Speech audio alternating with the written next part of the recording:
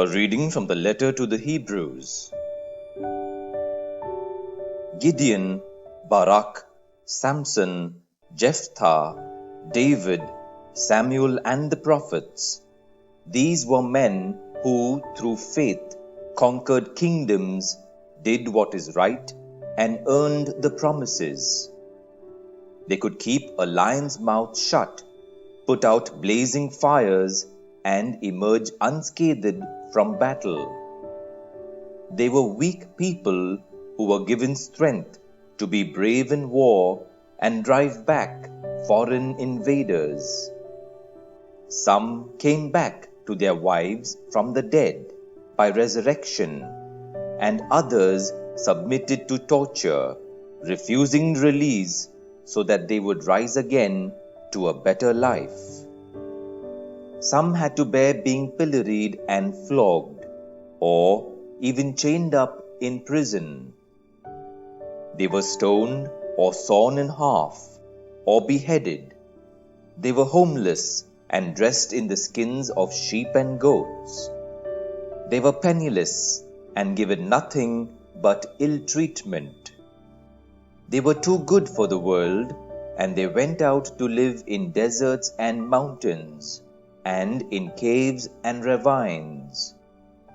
These are all heroes of faith, but they did not receive what was promised, since God had made provision for us to have something better, and they were not to reach perfection except with us.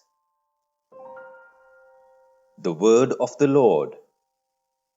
Thanks be to God. A reading from the Holy Gospel according to Mark. Jesus and his disciples reached the country of the Gerasenes on the other side of the lake, and no sooner had he left the boat than a man with an unclean spirit came out of the tombs towards him.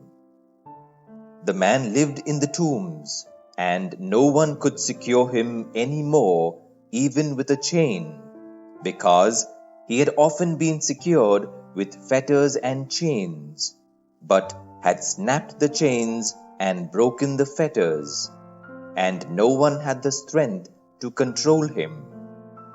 All night and all day, among the tombs and in the mountains, he would howl and gash himself with stones. Catching sight of Jesus from a distance, he ran up and fell at his feet, and shouted at the top of his voice, "What do you want with me, Jesus, Son of the Most High God? Swear by God you will not torture me." For Jesus had been saying to him, "Come out of the man, unclean spirit." "What is your name?" Jesus asked. "My name is Legion," he answered, "for there are many of us." And he begged him earnestly not to send them out of the district. Now there was there on the mountainside a great herd of pigs feeding, and the unclean spirits begged him, "Send us to the pigs, let us go into them." So he gave them leave.